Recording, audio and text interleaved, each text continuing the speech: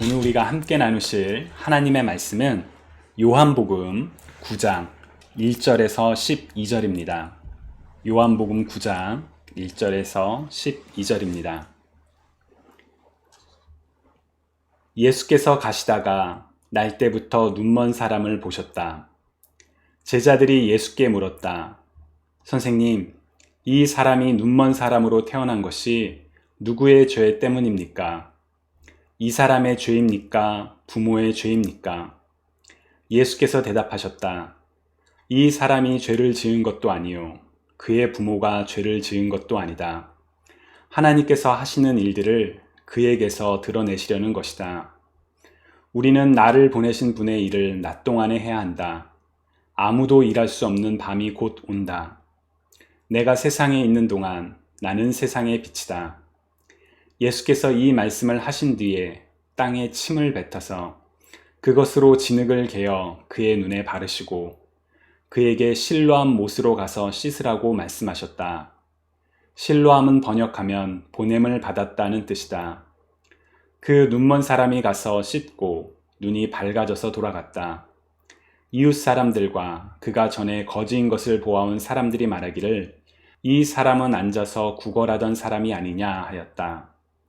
다른 사람들 가운데는 이 사람이 그 사람이다 하고 말하는 사람도 덜어 있었고 또 덜어는 그가 아니라 그와 비슷한 사람이다 하고 말하기도 하였다.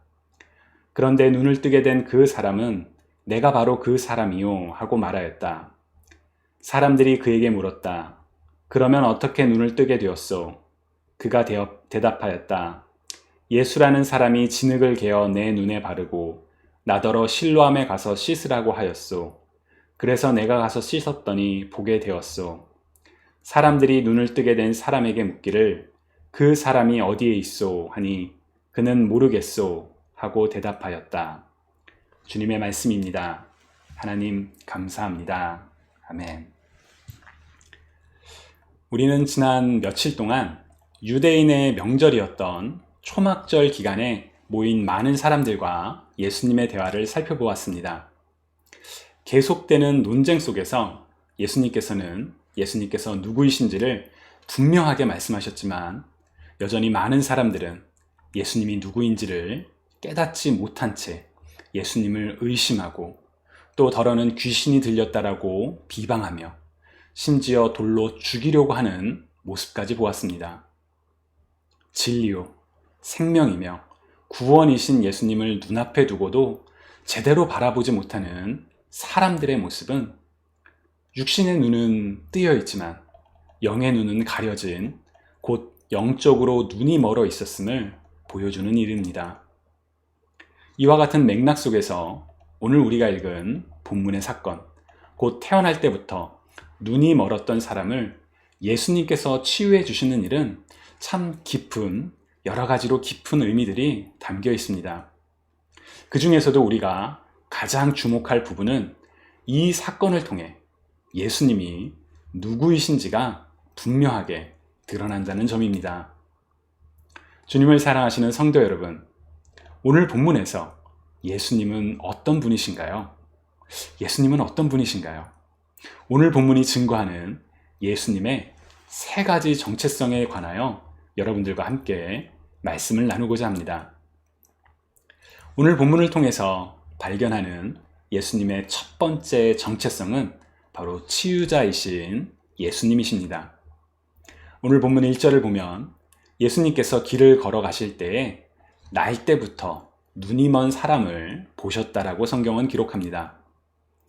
태어날 때부터 보이지 않는다라는 것, 사실 태어날 때부터 세상을 볼 수 있었던 사람들은 알 수 없는 고통입니다. 저는 요새 노안이 와서 그런지 먼 곳을 바라보다가 가까운 곳을 보면 바로 잘 보이지가 않습니다. 또 밤에 운전할 때 예전만큼 사물이 선명하게 보이는 것 같지 않아서 밤에 운전을 하게 되면 아주 잔뜩 긴장을 하곤 합니다. 못 보는 것이 아니라 잘 보이지 않는 것만으로도 이렇게 불편함을 느끼는데 처음부터 보지 못하신 분들의 고통은 감히 상상조차 할 수가 없습니다. 그런데 당시 문화적 관념에서는 이들에게 그러한 못 보는 육체적 고통만큼이나 힘든 심리적 고통이 더해졌습니다. 당시에 많은 유대인들은 고통이나 불행이 인간의 죄로 인한 하나님의 심판이라고 여겼습니다. 마치 욥기에서 욥이 당하게 된 그 고통이 하나님의 심판이라며 욥에게 회개하라고 이야기했던 욥의 친구들처럼 말이지요. 그래서 이 앞을 못 보는 사람의 주변 사람들은 날 때부터 눈이 멀었다라는 그 이유는 그가 태중에 있을 때에 본인 혹은 부모의 죄로 인한 결과라고 섣불리 간주했을 것입니다. 즉 눈이 멀어서 보지 못하는 그런 육체적인 고통 외에도 자신이 언제 지었는지도 모르는 죄 때문에 내가 잘못했기 때문이야 라는 그러한 자책과 비난을 견뎌내야만 했을 것입니다. 또한 그의 부모 역시 행여나 자신들의 잘못으로 인해 사랑하는 자녀가 앞을 못 보게 되었던 것은 아닐까라고 생각하며 얼마나 마음이 아팠을까요? 그와 같은 육체적인 그리고 정신적인 고통 속에서 살아가던 이 사람에게 예수님이 나타나십니다. 예수님이 그를 보셨다라고 성경은 기록하고 있죠. 이전에는 또 새로운 사건이 시작하는구나 라며 그냥 지나갔을 문장인데 제가 이번에 말씀을 묵상하며 저는 예수님이 보셨다라는 이 문장에 가슴이 뜨거워졌습니다. 고통에 있는 사람을, 고통에 처해 신음하는 사람을 예수님이 보셨다. 죄 속에서, 고통 속에서 살아가는 사람들을 불쌍히 여기시는 예수님께서 보셨다라는 그 사실이 위로와 희망으로 다가왔습니다. 그리고 거기서 한 발 더 나아가 우리가 고통 중에 있을 때에도 하나님께서 지금 우리를 보고 계신다. 내가 남들에게 이야기하지 못하고 이런 쓰린 마음을 부여잡고 가슴을 치는 그 순간에도 하나님께서 우리를 보고 계신다 라고 생각하니 가슴이 뜨거워졌습니다. 주님이 사랑하시는 여러분, 여러분들의 삶 속에서 하나님께서 여러분들과 함께 하시며 여러분들의 삶을 사랑의 눈으로 보고 계신다는 사실을 믿으시는지요? 하나님께서 지금 여러분들을 바라보고 계십니다. 우리 각자 가슴에 손을 얹고 우리 자신에게 한번 말해볼까요? 하나님께서 나를 지켜보고 계신다. 하나님께서 나를 지켜보고 계신다. 아멘. 육체적 그리고 정신적 고통에 처한 이를 사랑의 예수님이 보셨기에 이제 일어날 일들이 기대가 됩니다. 우리를 불쌍히 여기시는 예수님께서 이제 그에게 다가가실 것이라는 그의 고통 가운데 함께 하시며 그를 구원하실 것이라는 기대감이 막 생겨납니다. 그런데 갑자기 제자들의 질문이 이어집니다. 2절입니다. 선생님, 이 사람이 눈먼 사람으로 태어난 것이 누구의 죄 때문입니까? 이 사람의 죄입니까? 부모의 죄입니까? 좀 전에도 말씀드렸던 것처럼 당시 문화에서 고통과 불행은 죄로 인한 하나님의 심판이라는 생각이 만연해 있었고 그로 인해 태어날 때부터 장애를 가지는 사람은 누구의 죄 때문인가? 라는 논쟁도 있었을 것입니다. 그렇게 제자들은 예수님께 물었습니다. 어쩌면 제자들은 자신들로서는 도저히 풀 수 없는 의문에 대한 그런 궁금증에 대한 답을 알고자 하는 순수한 마음이었을 수도 있습니다. 그러나 이어지는 예수님의 답변은 그와 같은 지적인 호기심보다 더 중요한 것이 있음을 우리에게 알려줍니다. 주님께서는 먼저 이 사람이 죄를 지은 것도 아니요 그의 부모가 죄를 지은 것도 아니다 라고 말씀하십니다. 개역개정 성경에서는 이 문장과 뒤의 문장을 연결하여 번역을 하는데 저는 우리가 읽은 새번역처럼 이 문장을 끊어서 나누어서 설명하는 그런 번역이 더 좋다라고 생각합니다. 예수님의 이 말씀, 이 사람이 죄를 지은 것도 아니고 그의 부모가 죄를 지은 것도 아니다 라는 그 말씀을 눈먼 당사자가 혹은 만약에 그의 부모가 들었더라면 그의 마음이 어땠을까요? 그동안은 나의 잘못 때문이야. 이게 나 때문이야. 내가 실수해서 그래. 라는 그런 자책감에 짓눌려 살아오다가 내 잘못이 아니야. 라는 그 선포의 메시지만큼 위로가 되는 말은 없다라고 생각합니다. 그리고 이어지는 주님의 말씀은 우리의 현실의 고통을 넘어서는 더 큰 목적을 바라보게 합니다. 주님께서 말씀하십니다. 하나님께서 하시는 일들을 그에게서 드러내시려는 것이다. 하나님께서 하시는 일들을 드러내시려는 것이다 라고 말씀하시죠. 우리는 종종 어려운 일이 생길 때마다 내 죄로 인한 하나님의 심판이라고 섣불리 단정지을 때가 있습니다. 그러나 우리 삶에서 일어나는 모든 어려움과 고통은 하나님의 심판이 아닙니다. 때로는 하나님의 징계일 수도 있지요. 때로는 우리의 실수와 잘못으로 일어나는 일들일 수도 있고요. 또한 때로는 자연 법칙과 같은 어찌할 수 없는 외부적인 일들로 인해 일어나기도 합니다. 그렇기에 우리는 어떠한 일들에 대해서 섣불리 하나님의 징계라며 자책하기보다는 돌아보며 분별하는 지혜가 필요합니다. 그리고 그 상황 속에서 하나님의 다스리심을 믿으며 나아가야 합니다. 비록 그 원인이 무엇이었든 간에 우리가 그것을 알지 못한다 할지라도 일어난 모든 일들을 통해 이루어질 하나님의 선하심, 하나님의 영광이 드러날 것이라며 것을 믿으며 하나님의 다스리심을 고백하는 믿음이 우리에게 필요합니다. 오늘 본문에서 예수님께서는 우리의 시선이 고통 그 가운데 머물러 있는 것을 넘어서 이 일을 통해 이루실 하나님의 선하심, 하나님의 다스리심을 바라보게 해주십니다. 이제 예수님께서는 하나님의 영광이 드러나도록, 하나님의 다스리심이 드러나도록 날 때부터 눈이 먼 자를 치유하십니다. 바로 치유자 예수님의 모습이 드러나지요. 그런데 이 과정이 평범하지가 않습니다. 우리는 주님께서 말씀만으로도 병을 치유하신다라는 사실을 알고 있습니다. 근데 주님께서 그렇게 하지 않으십니다. 아주 독특한, 우리의 생각으로는 잘 이해가 되지 않는 방법으로 이 환자를 치유하십니다. 오늘 본문 6절과 7절을 보시면 땅에 침을 뱉어서 그것으로 진흙을 개어 그의 눈에 바르시고 그에게 실로암 못으로 가서 씻으라고 말씀하십니다. 우리의 상식으로는 잘 이해가 가지 않는 참 이상한, 어떻게 보면 좀 괴이한 그런 방법이지요. 특히나 코로나 팬데믹을 거치면서 우리는 우리의 입과 코로부터 나오는 비말이 병을 전파시킨다는 것을 알기에 마스크를 쓰는 불편한 시간을 오랫동안 보내왔습니다. 만약 오늘날 누군가 이렇게 하는 모습을 본다면, 침을 뱉어서 그 다른 사람의 이렇게 그 눈에 바르는 모습을 본다면 모두가 경악을 했을 것이죠.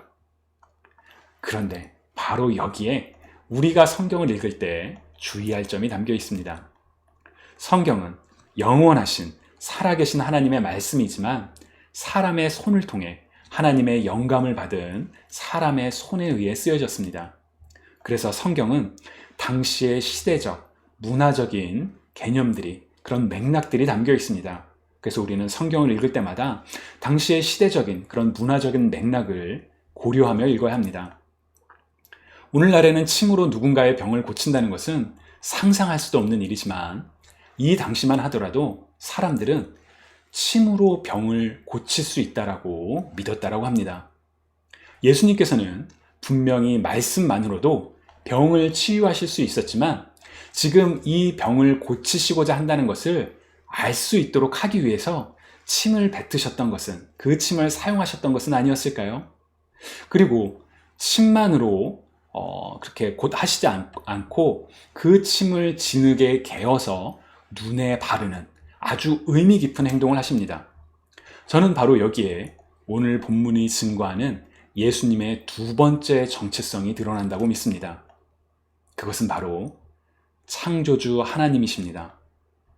우리는 요한복음 1장을 통해 태초에 말씀이 계셨으며 그 말씀이 하나님과 함께 계셨고 만물이 말씀으로 말미암아 창조되었다는 것을 잘 알고 있습니다. 그런데 창세기 2장을 보시면 하나님께서 인간을 창조하실 때 땅의 흙으로 사람을 지으셨다라고 기록하지요. 만물을 말씀으로 창조하신 하나님께서 사람은, 하나님의 형상을 따라 지은 이 사람은 땅의 흙으로 창조하시고 생기, 곧 생명의 기운을 불어넣어 살아있는 사람을 지으셨습니다. 오늘 본문의 환자는 날 때부터 볼 수 없었던 장애를 가지고 태어났습니다. 이제 그가 다시 볼 수 있도록 하나님께서, 예수님께서 치유하실 때에 침으로 진흙을 개어 그의 눈에 바르시는 모습은 바로 하나님의 창조를 떠올리게 합니다. 하나님의 창조를 기억하고 있는 당시 사람들의 눈에 예수님의 행동은 의료와 그리고 재창조의 모습으로 비춰졌을 것입니다. 그렇게 진흙을 침에 개어 환자의 눈에 바르신 뒤에 주님께서 말씀하십니다. 실로암에 가서 씻으라. 실로암 못에 가서 씻으라. 왜 하필 실로암이었을까요? 많은 연못이 있고 많은 물가가 있었을 텐데 왜 하필 실로암이었을까? 요한은 7절에서 이 실로암이라는 단어에 담긴 뜻을 덧붙입니다. 이 실로암은 보냄을 받았다라는 그런 의미가 있다라고 설명하지요. 자, 그렇다면 오늘 본문에서 누가 보냄을 받았을까요? 먼저는 눈먼 자가 눈에 들어옵니다. 그가 보냄을 받았기 때문이죠. 우리는 주님께서 그 사람에게 실로암으로 가라 라고 말씀하셨을 때, 그렇게 그를 실로암으로 보내셨을 때 주님의 말씀을 믿고 그 말씀대로 순종한 눈먼 자의 믿음을 주목해야 합니다. 왜 진흙을 침으로 개어 자신의 눈에 발랐는지 아마 그 의미를 다 알지는 못했을 것입니다. 더욱이 이 사람은 앞이 보이지 않았기에 실로암으로 가는 과정이 어려운 일이었을 것입니다. 그럼에도 그는 자신을 보낸 주님의 말씀에 그대로 순종했습니다. 만약에 그가 순종하지 않았더라면 어떤 일이 일어났을까요? 역사상에서 what if, 만약에 라는 질문은 의미가 없습니다. 그러나 보냄을 받았던 그가 순종했기에 그가 마침내 눈을 뜨게 되었다는 것은 분명합니다. 그렇기에 우리는 이 보냄을 받은 사람의 믿음과 순종을 주목할 필요가 있습니다. 그러나 오늘 본문은 진정 보냄을 받은 이를 더 주목하게 합니다. 바로 오늘 본문이 증거하는 예수님의 세 번째 모습, 바로 보냄을 받으신 예수님입니다. 다른 사복음서와 달리 요한복음에는 유독 보내신이라는 단어가 아주 자주 등장을 합니다. 예를 들어 요한복음 3장 17절, 하나님께서 아들을 세상에 보내신 것은 세상을 심판하려는 것이 아니라 아들을 통하여 세상을 구원하시려는 것이다 라며 예수님께서 하나님으로부터 보냄을 받은 이라는 것을 분명하게 증거를 합니다. 하나님으로부터 보냄을 받은 이가 와서 죄와 사망의 영적인 눈머름에 갇혀있는 이들에게 복음을 선포하셨습니다. 진리의 눈이 멀었던 사람들이 하나님으로부터 보냄을 받은 이로 말미암아 진리의 눈을 뜨게 되었습니다. 우리를 심판하기 위해서가 아니라 세상을 구원하시기 위해 아들을 보내신 하나님을, 그리고 아버지 하나님의 말씀에 따라 이 땅에 오신 예수님을 오늘 본문이 바로 우리에게 보여줍니다. 그래서 저는 오늘 본문을 묵상하며 참 기분이 좋았습니다. 아주 시원한 그런 청량감마저 느껴졌습니다. 지난 며칠 동안 계속해서 우리는 예수님께서 본인이 누구이신지에 대해서 그렇도록 말씀하시고 때로는 아주 큰 소리로 선포하셨음에도 불구하고 주님을 알아보지 못하는 영적인 눈머름에 빠져있는 사람들의 모습에 이 답답함과 안타까움이 가득했었는데요. 오늘 본문에서 주님께서 고통에 빠진 자를 바라보시며 다가오신 예수님께서 그를 보내사 치유하시는 모습은, 그런 눈머름을 눈을 뜨게 해주시는 모습은 그동안에 막힌 답답함을 뻥 뚫리게 하는 것 같아서 본문을 읽고 묵상하면서 아주 가슴이 시원했습니다. 여러분들은 어떠셨는지요? 치유자이시며 창조주이시며 성부 하나님으로부터 보냄을 받으신 예수님을 만나실 수 있기를 축복합니다. 말씀을 통해 성경이 증언하는 예수님을 만나실 뿐만 아니라 여러분들의 삶 가운데서 우리를 지금도 바라보시며 우리의 고통 가운데 응답하시며 우리의 모든 삶을 통해 하나님의 영광을 드러내시고자 하는 하나님을 삶 속에서 만나실 수 있기를 축복합니다. 그리고 보냄을 받으셨던 이가 우리에게 주신 말씀도 기억하실 수 있기를 소망합니다. 하나님 아버지의 보내심을 따라 이 땅에 오셔서 구원을 완성하신 예수님께서는 다시 오실 것이라고 약속하시며 하늘로 올라가실 때에 우리에게 이렇게 말씀하셨습니다. 마태복음 28장 18절에서 20절입니다. 나는 하늘과 땅의 모든 권세를 받았다. 그러므로 너희는 가서 모든 민족을 제자로 삼아서 아버지와 아들과 성령의 이름으로 세례를 주고 내가 너희에게 명령한 모든 것을 그들에게 가르쳐 지키게 하여라. 보아라, 내가 세상 끝날까지 항상 너희와 함께 할 것이다. 아멘. 다시 한번 읽겠습니다. 나는 하늘과 땅의 모든 권세를 받았다. 그러므로 너희는 가서 모든 민족을 제자로 삼아서 아버지와 아들과 성령의 이름으로 세례를 주고 내가 너희에게 명령한 모든 것을 그들에게 가르쳐 지키게 하여라.